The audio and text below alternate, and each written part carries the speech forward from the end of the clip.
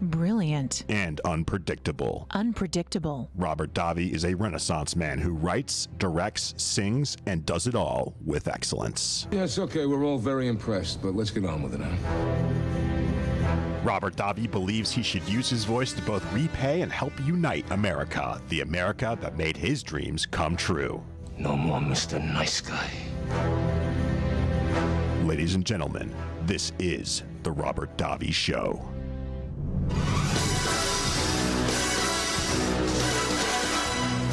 Hello, friends. Welcome to The Robert Davi Show. I'm Mike Garey, sitting in for Robert Davi. He is out on assignment, working on a very, very special project. Very, very special project. Embargoed, can't talk about it right now. But he is in an undisclosed location, perhaps even might be abroad. Oh, wow. Working on something. I'm joined by Nick Davi. Nick, how are you? What's crack-a-lackin'? Not a whole lot. Not a whole lot. Just to get some news out of the way, folks, we are monitoring a situation out of Arlington, Texas. That's in North Texas, folks, with another one. It happened again, another school shooting. Police are saying right now the most current reports are that 4 injuries, thankfully no fatalities. Thank you for that. Suspect still on the loose, according to reports. Like I said, 4 injured, none killed, thankfully. Suspect on the loose. And this was a student. You can actually see, which is the most shocking thing that I think has developed over these past couple of years with everybody having cell phones and everybody recording video at all times. You can actually see these shootings unfold in real time. One of the most scary things I've seen, I remember this from the Stormy Daniels shooting in Florida, where, actually students were recording when these shots were fired and the panic that these poor children were feeling. It's a terrible situation, but apparently, according to reports and according to video leaked on social media, that this incident started between a fist fight, a really vicious fist fight between 2 students. Apparently, one student then came back with a firearm and opened fire in the school. So sad news. This happens quite often now, but now that's lockdown. We did have a reprieve because of lockdown. We didn't see any of these school shootings because the schools were closed. But school is back in session, and so is shooting season.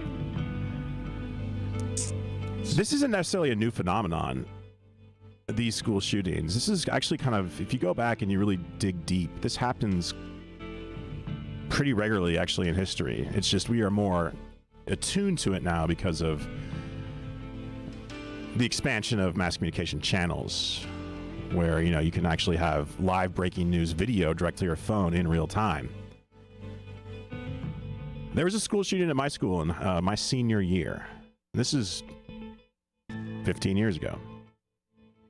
It wasn't really covered because we just didn't have that kind of instantaneous news reporting, instantaneous feedback from those on the scene and those around the scene. But just tangentially, I mean, even, empirical evidence notwithstanding, but just anecdotal evidence, it just seems that we have a lot more of these. So, Nick, you recently, you are probably, I think, the youngest staff member here at CRN. I think so, yeah. You're just a couple years out of high school yourself. When I went back to grad school, which is later in life, one thing I was quite interested in is, I grew up, we would have earthquake drills in school.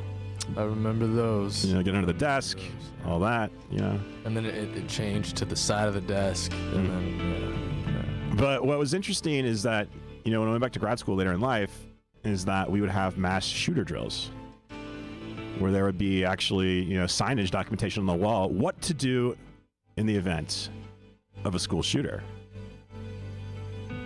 Also, during one of my finals weeks, first year of grad school, during on the campus that I was going to grad school at, the undergrad campus was also, there was a school shooting threat. And so they actually closed campus during that finals week. And so we're given the option. This is before COVID, so it's almost like a COVID preview, is where you're given the option of whether or not you wanted to, take finals remotely, or if you wanted to actually come in. I was one of the few students that actually wanted to come in and take an exam. But Nick, you grew up kind of during the school shooting epidemic. It kind of started in 1997, Columbine, and then multiple after that. What really put it on, everyone's map, kind of, that everyone really started to notice things is the Sandy Hook one, right? That's one that was like one of the first ones that was covered nationwide and stuff like that, I think. Sandy Hook was one of the there are two great events that have happened in my life that have really changed my personal politics and outlook on life and on, the country at large. One was the aftermath of Hurricane Katrina, and one was Sandy Hook. I was a staunch Second Amendment supporter. I grew up with guns. Father was a combat veteran. I'm an Eagle Scout. We shot guns growing up entire life. I continued to own guns. But after Sandy Hook, I did a lot of soul searching.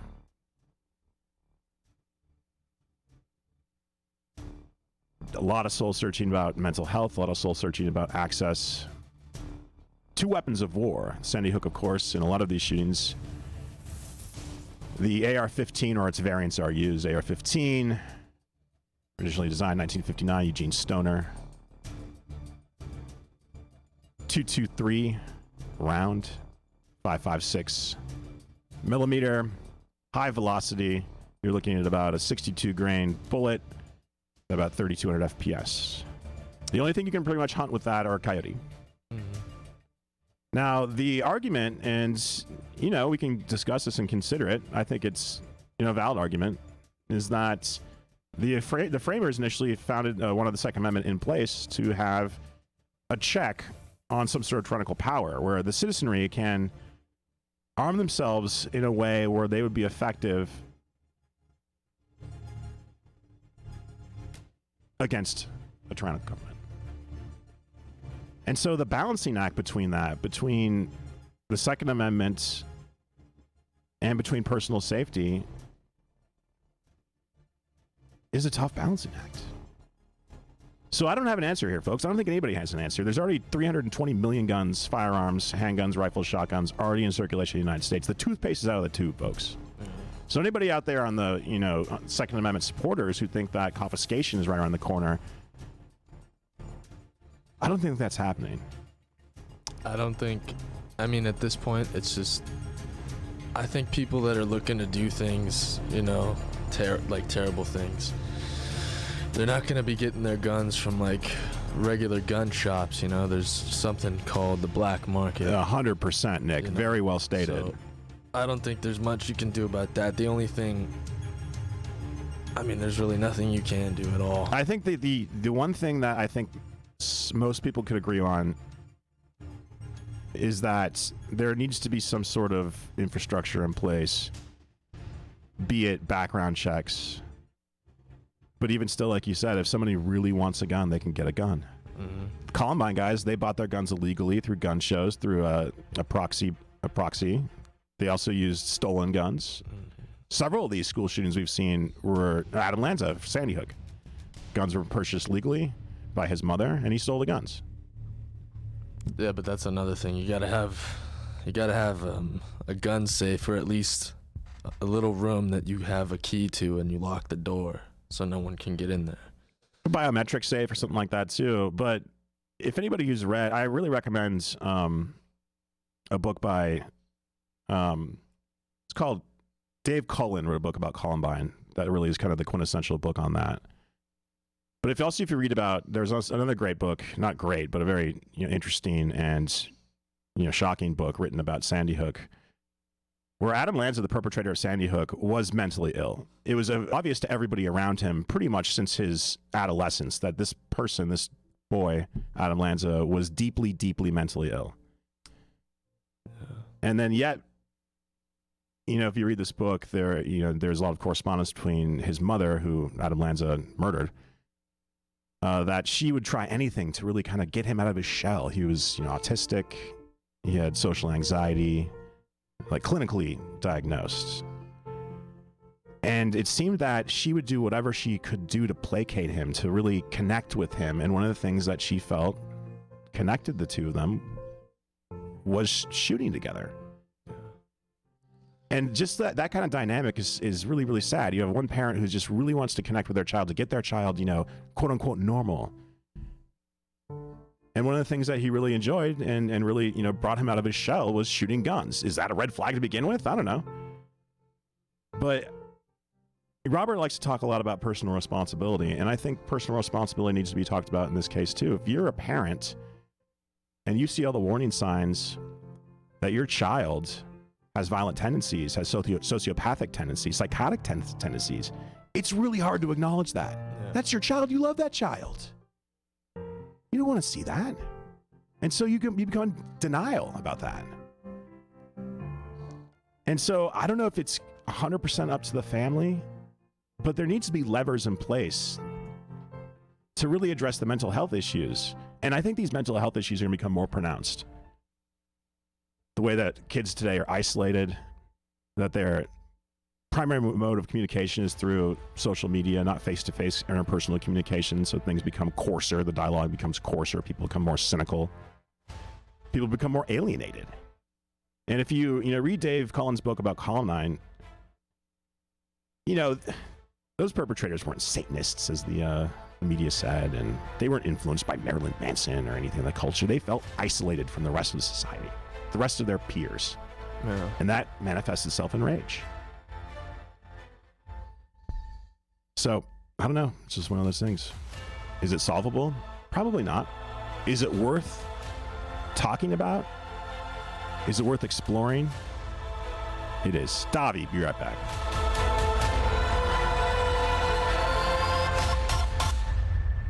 Have you heard about Vine to Bar chocolate? It's the winemaker's chocolate, the world's first chocolate made with well-vined Chardonnay marc from the beautiful coastal vineyards of North America. Gently pressed grapes are harvested after juicing, dried and finely milled and carefully blended into the finest dark chocolate. The Chardonnay marc contains highly beneficial grape nutrients, flavonols, and has a natural sweetness that flavors the luscious dark chocolate. Mouth-watering, flavorful, delectable dark chocolate goodness with Chardonnay sweetness and beneficial nutrients. And it's alcohol-free, too. It's Vine to Bar chocolate. Order some today at vinetobar.com. That's VINETOBAR.com. Cold shipped to your door, it's Vine to Bar. Vine to Bar chocolate. Visit us at vinetobar.com. When you really want Italian food, you have got to get to Columbo's. Columbo's Italian Steakhouse and Jazz Club, Colorado Boulevard, Eagle Rock. It's that little neighborhood place you wish was down the street from you. Today, it seems so hard to enjoy just a little bit of easy. So much of life seems to get in the way. But fear not, seekers of fabulous food and fun and thrill. Columbo's is Southern California's answer to Easy Street. Great grub with some of the finest steaks, the freshest fish awaiting for you to devour. Did I mention Columbo's family Italian recipes? Columbo's spaghetti bolognese, their chicken pesto ravioli, magnifico, and of course, the world's greatest meatballs. I can go on, but why go on when you can go on over to Columbo's and experience delicious and easy for yourself? Columbo's, of course, that little neighborhood place you wish was down the street from you. Columbo's, mangia bene. I'm Al Simon, 91 years young. I created Balance 7 20 years ago. At 67, I went to see the doctor for the first time in my life and found that I had medical problems. He told me that was normal for my age. I don't believe God intended us to be sick and old. I decided to find something to bring my health back. For 10 years, I studied pH and how important it is to the human system. Balance 7 gave me back what I lost by getting older. I no longer get out of bed with a joint discomfort. Balance 7 can do for you what it has done for me and many others. In 3 days' time, you'll feel more energy, less joint discomfort, and clarity of thinking. No doctor or hospital can do what Balance 7 can do for you. Balance 7 is the key to unlocking the healthy immune system. Bring your body back to balance. Order now. Receive free shipping with the code word AL. Go to balance7.com. That's balance7.com. Order now and get your free shipping and a free gift with your order. Go to balance7.com. Use the code word AL. Robert Davi. I want you to know this is nothing personal. It's purely business.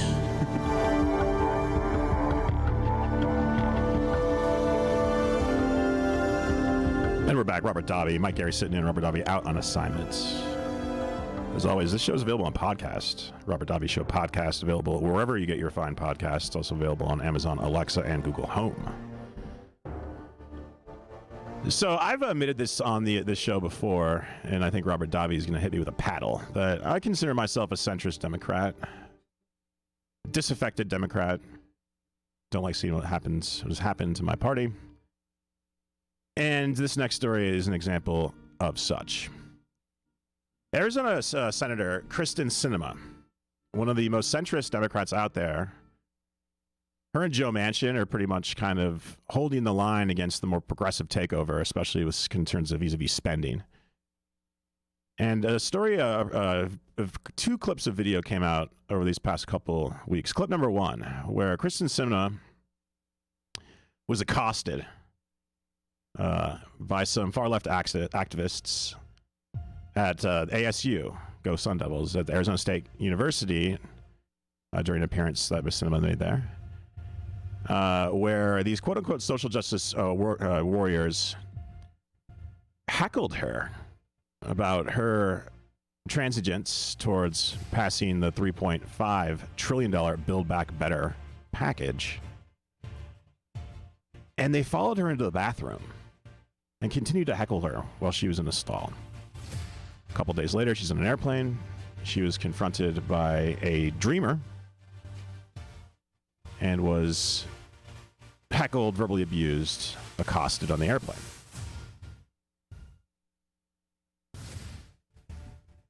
This kind of behavior is unacceptable. This kind of behavior is not the way to get your goals or your point across. And Jezebel.com, I'm sure a lot of listeners aren't familiar about it. Jezebel.com is a blog, formerly of the Gawker brand, which was ingloriously closed after being sued into oblivion by Peter Thiel and Hulk Hogan. Anyways, Jezebel has an article here written by Ashley Reese, and this is the headline. Absolutely confront Kristen Sinema outside of her bathroom stall. Subheadline, the senator is holding all of us back, and some of her most vulnerable constituents are rightly sick of it. This is from a so-called feminist blog, Jezebel.com, who just a couple years ago has written an extensive series on the effects that bullying have on women and young girls.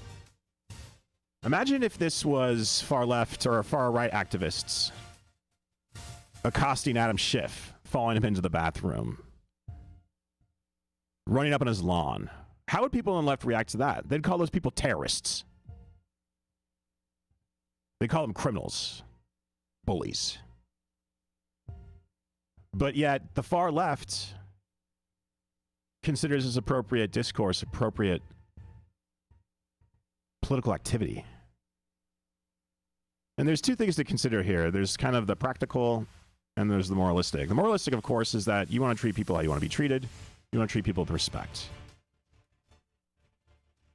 Nonviolent resistance, folks. Dr. Martin Luther King. I don't remember seeing any footage of Martin Luther King or his associates assaulting people in bathrooms. Not once. I don't remember that at all. But yet it's considered okay. Remember when Rand Paul got beat up by his neighbor? I think Took that L. Yeah. You know, over a property dispute. Rand Paul got those hands. I think he had a couple cracked ribs. And people on the left were celebrating. So he got what he deserved. All because they disagree with his politics. Senator Rand Paul's not dictator. Kristen Sinema's not dictator. She's a swing vote, yeah. But perhaps this is what she believes in. But more importantly, perhaps this is what the people of Arizona sent her to do, to represent their interests. People of Arizona, that's a purple state. That's even, I would say, a right-of-center state.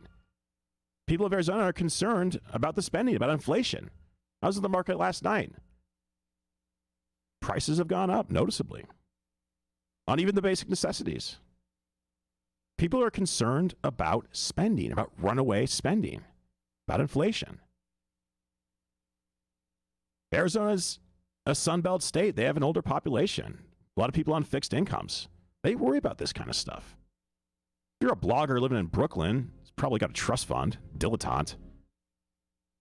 You're not worried about that. So, folks, my brothers and sisters on the left, this is not how you get things done. This is not how you inspire change. And also, more so, this is not how you get people over to your viewpoint. There's probably a lot of people out there that agree with these far-left activists who accosted Kristen Sinema. They agree with her. The activist, that is. But they're going to be turned off by that behavior.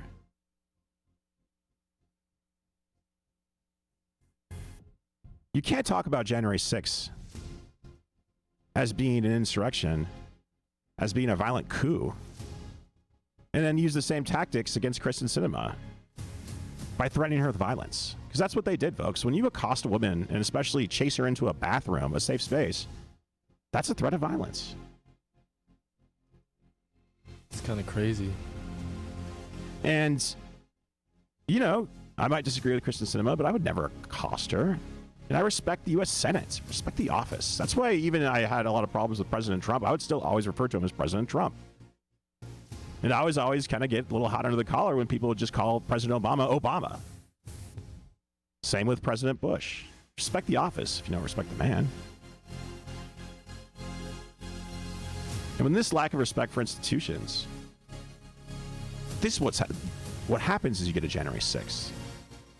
What happens is you get a shooting involving Mr. Steve Scalise. And so this coarsening of the dialogue and also the distrust and disrespect of the institutions that our glorious founding fathers envisioned and enabled,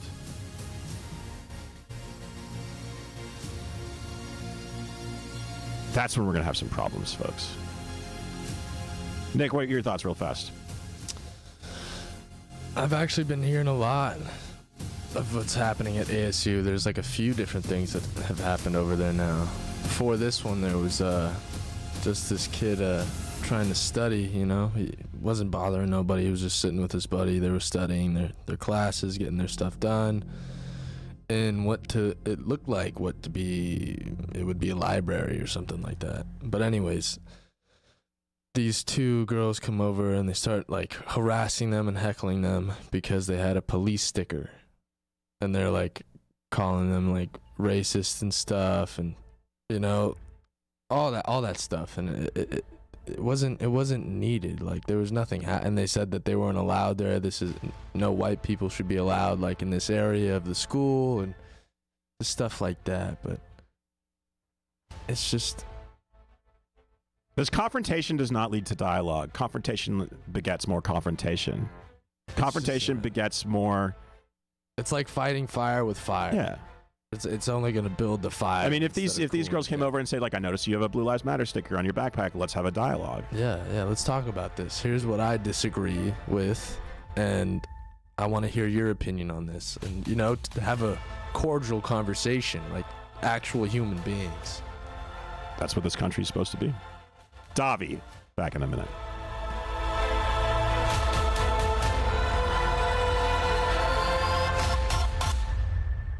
Keep listening for a free offer from US Med. If you're living with diabetes and using insulin, you know the pain of sticking your fingers over and over again. By simply wearing a small remote device called a continuous glucose monitor, or CGM, you can reduce the pain of sticking your fingers right away. If you're testing your blood sugar daily and administering insulin 3 or more times per day, or using an insulin pump, call today and learn about the latest CGM technology. We'll send you a free ebook telling you all you need to know about CGMs. A CGM can immediately reduce pain. It's accurate, easy to use, and helps you make better diabetes treatment decisions. Your new CGM may be covered by Medicare or private insurance. Call now to learn more. 800-524-9313. 800-524-9313. That's 800-524-9313.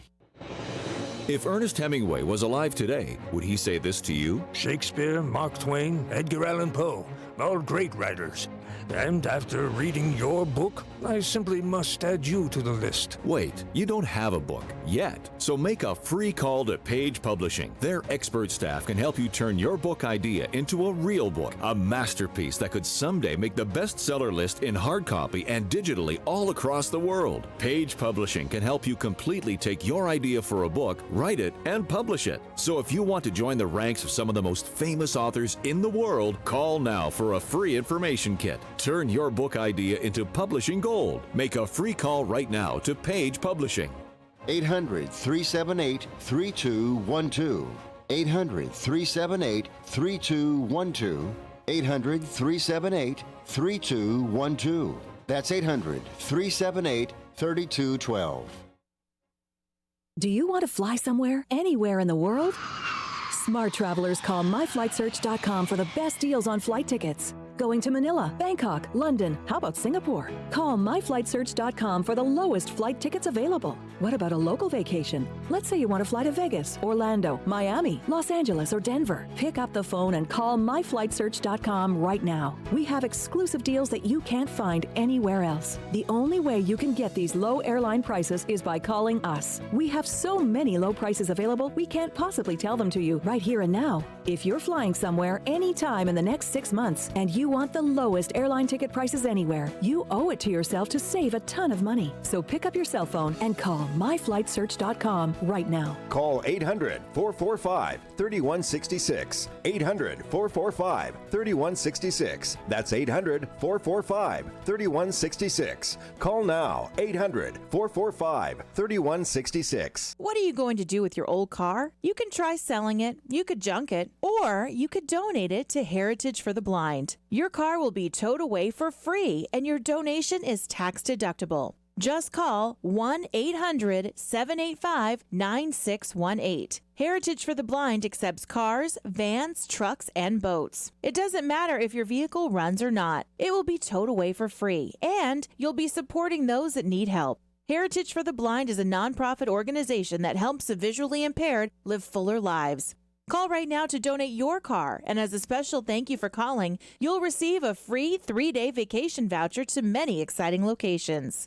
Call Heritage for the Blind right now, 1-800-785-9618. Donating is easy, and your vehicle is towed away for free. Plus, you'll get a free vacation voucher. Call now, 1-800-785-9618. That's 1-800-785-9618.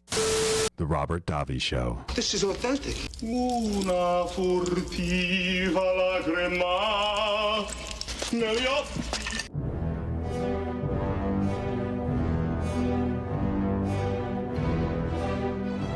Welcome back, Robert Davi Show. Mike Garey sitting in. Sierra Digital Talk Radio, SierraTalk.com, Facebook.com/Sierra Talk. Speaking of Facebook, big week with Facebook. Quite interesting. On Sunday night, 60 Minutes, the flagship investigative news magazine, had a real humdinger of a segment featuring a former Facebook product manager and engineer, quote-unquote whistleblower, no longer with the company, who gave a damning account of Facebook's practices. I believe the key statement was that they put profit over safety. I think the safety issue he's talking about is perhaps rhetoric that might be meant to incite, divisive rhetoric, maybe rhetoric that is unscientifically vetted. And then the very next day, coincidentally, Facebook had its biggest outage of all time. The entire platform, the entire service was down, and its associated products such as Instagram, WhatsApp. Stock tanked. I believe Mark Zuckerberg personally lost $6 billion of his net worth based on the stock dip that it took on Monday. It was a global outage. It was on Monday. Instagram, WhatsApp. And so now the whistleblowers appearing before Congress because they're going to make hay out of this. But also, I mean, apparently Facebook employees couldn't even get into the building because everything was so interconnected on Facebook's network that their key cards didn't work. Facebook was able to get back online, Instagram and their other associated apps, I believe, after a 6.5-hour outage. Wait. It was a 6 hour. They had to wait 6 hours to get back into the offices? Apparently so. Wow. Apparently so. Even they, because Facebook uses a private network for their employee communication, that the employees would have to communicate through Microsoft Outlook. And so there's a lot of gloating, because Facebook has become divisive. It's become divisive politically, but more so I think it's become divisive generationally. The youths don't really like Facebook that much. They love Instagram, though. So it's so hilarious when I hear somebody just go crazy about Facebook, and then they're like, well, check out my Instagram story. Still putting money in Mark Zuckerberg's pocket. And so Facebook, has become a cause celeb for a lot of different topics to talk about. Some people think that it needs to be regulated, like utility. That it's become the de facto public square.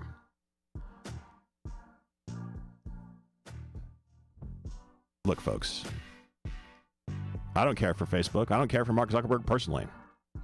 How much did he lose again, by the way? $6 billion. $6 billion? Yeah, I think he's worth like $150 billion, but so. Think about what... Oh, God, he's still worth $116 billion. Yeah, it should be noted, too, Mark Zuckerberg and his wife, Priscilla Chan, have donated a lot. They've built hospitals. They're big supporters of National Public Radio and other charitable endeavors. But I want to go back to, people... So a lot of people in the right are saying that I was censored on Facebook. I've been canceled on Facebook.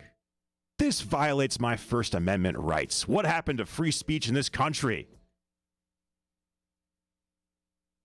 You're wrong. If they were to regulate Facebook content-wise, that violates Facebook's First Amendment rights. First Amendment, folks, Congress shall make no law. Congress shall make no law.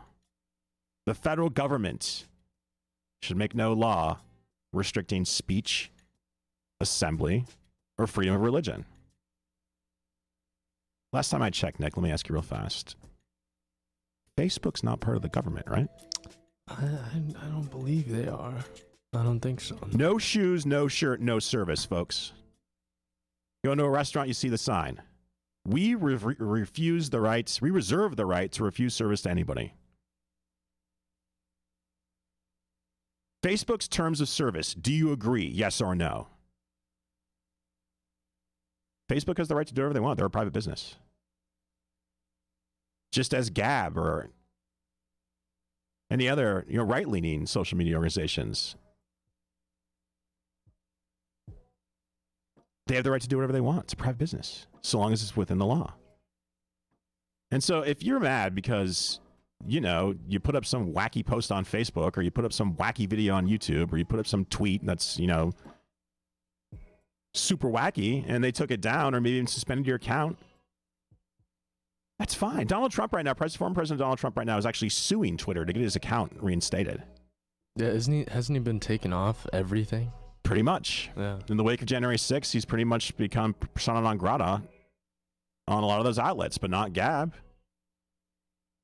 Not any of the other, more recent right-leaning free speech associated, and I use free speech associated in quotes, social media outlets.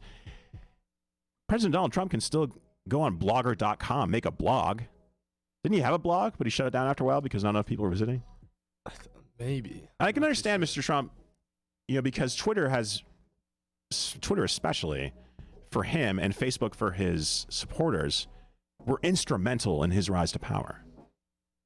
I mean, love him or hate him, Donald Trump knew how to use Twitter. I mean, well, come on, he's a businessman. His Twitter game was on point. Love him or hate him, his Twitter game was on point. He did say some pretty outlandish things. He sure did. He sure did. But that's what social media does. I mean, social media is what it's for. It's to be provocative.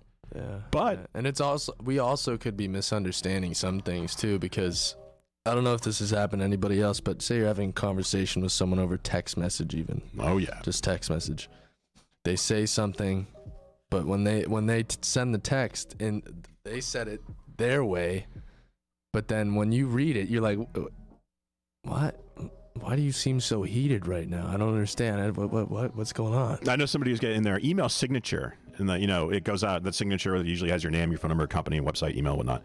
She added another thing that says, that text communication oftentimes does not convey emotions or can be misleading based on the reader's emotions. Yeah. And so she puts that kind of disclaimer in there. And yeah, sarcasm doesn't translate. A lot of brevity doesn't translate. You can't use sarcasm at all. Oh my God. And sometimes like when someone will send me a text and maybe I'm in the car and, it's illegal to text and drive in California, folks. But, maybe I just want to put an okay in there just to acknowledge that I got the text and, There's a little voice command thing in the car. You can use the voice command or, Android's got a little auto response where you can just tap okay or a thumbs up or emoji or something like that. And then, a couple hours later, the person that I was texting was like, "Are you mad at me? You're kind of short and curt in the text." I'm like, "No, I was in the car. I didn't want to get in an accident. I didn't want to get a ticket." But going back to Facebook, Mark Zuckerberg, I recommend everybody watch The Social Network. It's a great movie.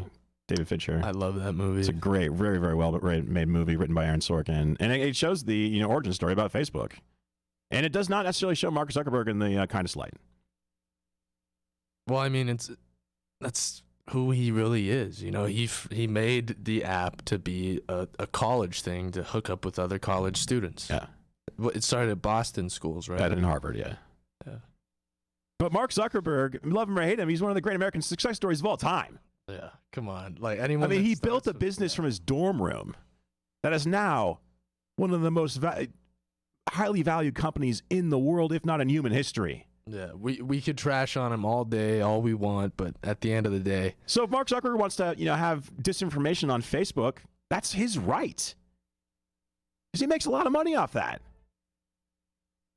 And, he can face the public's ire, but he doesn't need to be hauled in front of Congress and explain himself. He's got Facebook and Instagram and WhatsApp have over 3 billion users. Bring the CEO of McDonald's in front of Congress, talk about why there's an obesity problem because they've served billions and billions of customers themselves. And all these people on the right who are supposed to be capitalists. The most anti-capitalist thing you could do is regulate this company. What is this? You know who regulates social media company? Cuba. China. Yeah, it just shows the hypocrisy of everybody. It's because they don't like who's being moderated. And Facebook has that right to moderate who they want. They can do whatever they want. They can take me down. They can take you down. It's the First Amendment, folks. Congress shall make no law. Read your Constitution. Davi, back in a minute. Attention real estate investors. Do you need cash immediately? If you own one or multiple rental properties, you can use your equity to get cash out fast. The best part is we don't need tax returns or even a good credit score. At America's Loan Source, we are not a bank and we don't have bank rules. We make the decisions to loan you money and there's no limit how much we can give you. Some clients have gotten as much as $500,000 or more within days. Use the money any way you want. If you own one rental property or 100 and COVID has left you in a cash crunch, we can help you turn your equity into fast cash. Call now for details and close in as little as 10 days and get the cash you need. 800-353-1760. 800-353-1760. 800-353-1760. That's 800-353-1760. For the getaway of your dreams, come to Hawaii's Playground, Ka'anapali Beach Resort, on the fun side of Maui, where the world comes to play. Find your spot on Ka'anapali Beach with 3 miles of white sand, 12 resort properties, 2 golf courses, and 2 shopping centers. Enjoy the playground of Hawaii's ancient royalty. Ka'anapali Beach Resort is Hawaii's original master planned destination resort and home of the Hawaii Food and Wine Festival. With views of 2 neighboring islands, you can breathe in the land's natural beauty from your favorite resort or golf fairway. Come experience Kaanapali's own special brand of Hawaiian hospitality with world-class dining, relaxing resorts, water sports, and activities of every kind. For romantic, family, and great friend getaways, discover the options of Kaanapali Beach Resort, where the world comes to play. Plan your getaway today. Visit KaanapaliResort.com. That's KAANAPALI Resort.com. What are you going to do with your old car? You can try selling it, you could junk it, or you could donate it to Heritage for the Blind. Your car will be towed away for free, and your donation is tax deductible. Just call 1-800-785-9618. Heritage for the Blind accepts cars, vans, trucks, and boats. It doesn't matter if your vehicle runs or not. It will be towed away for free, and you'll be supporting those that need help. Heritage for the Blind is a nonprofit organization that helps the visually impaired live fuller lives. Call right now to donate your car, and as a special thank you for calling, you'll receive a free 3-day vacation voucher to many exciting locations. Call Heritage for the Blind right now, 1-800-785-9618. Donating is easy, and your vehicle is towed away for free. Plus, you'll get a free vacation voucher. Call now, 1-800-785-9618. That's 1-800-785-9618. The Robert Davi Show. Mike? You let me down, Mike. You're making me look bad. Thought we had an understanding. And all I expect is a little cooperation! Sorry, Robert. And we're back. I love that sounder. You can never make Robert Davi look bad. Good guy. Out on assignment right now. Special projects. He's part of the CRN Special Projects Division right now, working in an undisclosed location. Perhaps abroad, perhaps domestically. We don't know. We won't say. Who knows where he is in this little world? He's a man of the world, you know? He's always kind of sprinkled around the map, you know? Yeah, he's a worldly man. I want to get into this real fast. The debate about student loan forgiveness. Right now, the Department of Education, they are considering overhauling the public service loan forgiveness program. The public service loan program is where if you agree to teach in a low-income neighborhood or, do some sort of service entry-level work, that your student loans will be forgiven. I think that's actually kind of a neat program. There's also been talk recently, especially from the very far left, progressive wing, the Democratic Party, the Bernie Sanders, the OCs of the world, that all student loans for everybody should be wiped clean. Billions of dollars off the books of this Freddie Mac's, the Sallie Mae's. They think this money's for free, that this, we just print this money and we loan it out and you don't have to pay it back. This would be, if student loans were forgiven in this country, it would be the greatest transfer of wealth in human history. Now, the question is I understand that college has become extremely expensive. I know personally. Price of tuition, especially the associated costs of college, be it housing, have not been in line with A, inflation, and also B, with wages. But no one's saying you got to take out student loans, folks. There's ways you can get a good college education on the cheap. Go to a JC for 2 years. Transfer to a nice public college. You're still going to be out about 25 grand. It's not 100. Yeah, exactly. It's not 200. There's one person I know, $330,000. Columbia undergrad. Columbia Journalism School. Living in New York. Majority of people I know are carrying student loans over $150,000. And I know a couple. It's not necessarily the tuition. It's they took loans out for their living expenses. So you're living in a 2-bedroom apartment in the Upper West Side of Manhattan. What's that? Oh, God. $4,500 to start? $8,000? Maybe more at least. I think maybe at least $5,500. At least. At least. Then Yeah, the HOA. Manhattan's nuts. It's nuts. And then you're in New York City. You're young. You want to go out for the nightlife. You're going to get soaked on that too.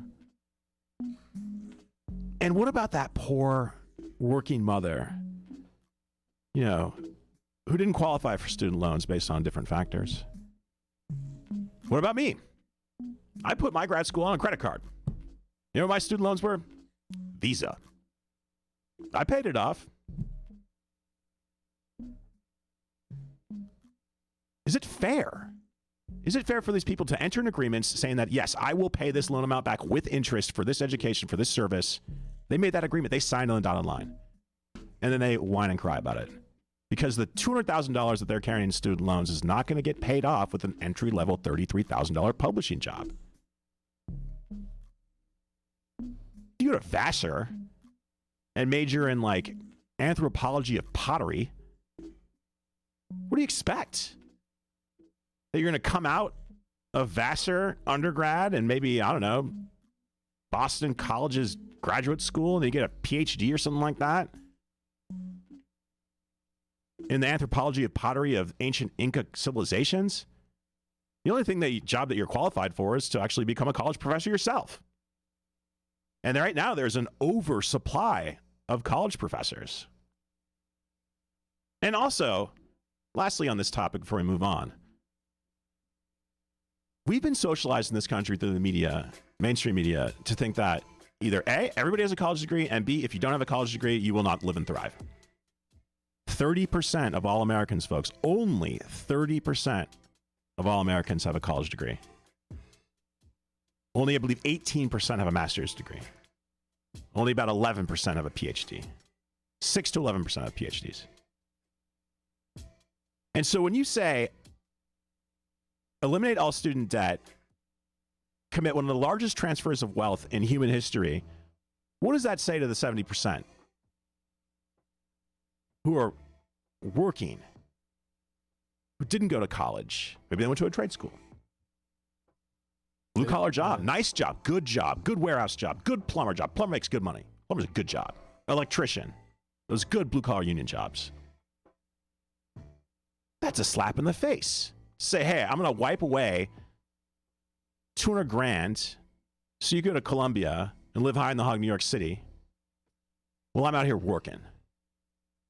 Well, I'm out here digging trenches.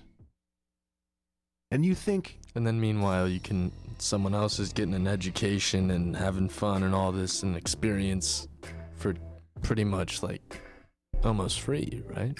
And you think, yes, if these loans were forgiven. Oh, wow. And you think that that's going to be okay politically, Democrats? You think that's going to bring more working people into the tent? Those Trump-Obama voters, those non-college educated whites that voted for Obama in 2008 and 2012 and 2004 and 2008. Check that, 2008 and 2012, and then voted for Trump in 2016. You think that's going to bring them back into the fold? I don't understand how that would work even. That's a lot of money. It sure is. It's a lot of money. It sure is. And it would be disastrous politically. Don't do it, folks. Don't support those, because those politicians out there are saying that it's economically feasible and morally feasible, morally right to wipe away student debt. They're charlatans. Yeah, I said it. Moving on. All right. We got through the appetizer. We got through the main course. It's time for dessert. Give me that cake. It's time for Mike and Nick's Film Review Corner to end things out in this show, the Robert Davi Show. It's here on Digital Talk Radio. The Many Saints of Newark, a quote-unquote Sopranos prequel, and I'll use that in air quotes generously, was released in theaters last week and also on HBO Max, much to David Chase's lament. David Chase, creator, writer of The Sopranos, writer of The Many Saints of New York. He initially only wanted this in theaters, but times we live in, folks. Nick and I both saw it, so we will probably try to provide a spoiler-free review here. Okay, Nick, first, how many stars out of 5 would you give The Many Saints of Newark? I will give it... That's tricky. I want to say a 2.8 to 3 stars. Oh, okay. 3 stars. I'll give it 3 stars. 3 stars, so a C average. C plus. C plus. Almost a B minus. Okay. I don't know. I loved all the characters. I thought the casting was pretty good. I really liked one of Ray Liotta's characters. The other one was a little iffy. But I thought Gandolfino's son, Michael Gandolfini. I thought he was great. I thought he was perfect the way he made his whole personality in the film, like a little like reserved, you know. I thought he was perfect. But the movie, it was missing the metal, you know what I mean? It needed to have a little bit more metal in there, like about his coming up story. That's all. We talked about this before the air, and this movie, along with other movies, for sure, the IMDb rating is 6.5 out of 10. I liked it. I would probably give it a 4 just because I love The Sopranos, and it really did a lot of fan service to Sopranos fans. A lot of Easter eggs. You get to see some of your favorite characters as young men. Kind of there's some of their origin stories. Yeah, that was awesome. That was awesome. Should have been 3 hours long, if you ask me. That's what yeah. It should have been, or it should have been a 6 hour, 6-part, hour-long multi-series. But David Chase, he says he wanted to make a movie. He loves the movies. He made a movie. But what you said about, an origin story of The Sopranos and how I kind of opened it using that term in quotes is that, and if you kind of read between the lines and read a lot of interviews, listen to a lot of interviews with some of the cast members and producers and writers, is that this film, they did the bait and switch. They marketed it as a Sopranos origin story when it wasn't necessarily true. It was the story of Dickie Montesalte. And I remember the very first time that I experienced this phenomenon, Art School Confidential. It's a little indie movie, came out about 10 years ago. It was marketed as a hilarious, almost like old school style Judd Apatow comedy. And it was not, it was an art film. And Nick, you're in the business, is that there's production, there's pre-production, there's post-production, and there's marketing. And those marketers, they want to get as many people in the seats as possible or in front of those screens. And so they will make deceptive ads saying, oh, no, this is all about Tony Soprano. Michael Gandolfini's only in the movie for the last 40 minutes. Yeah, it's just to get more people to watch it, But it's, mostly Easter eggs and origin stories of multiple different characters. Congress, you want to regulate something? Don't regulate Facebook. Regulate these trailers, these movie companies, these studios from these false advertising. Dishonest trailers. It's mean. Bait and switch. It really hurts my feelings and it gets my hopes up. Respond to my letters, Warner Brothers. But I liked it. It was good. Also, a couple more recommendations. Check out Squid Game on Netflix. And check out The Way Down on HBO Max. Davi. See you guys later. Take care. Peace out. God bless America.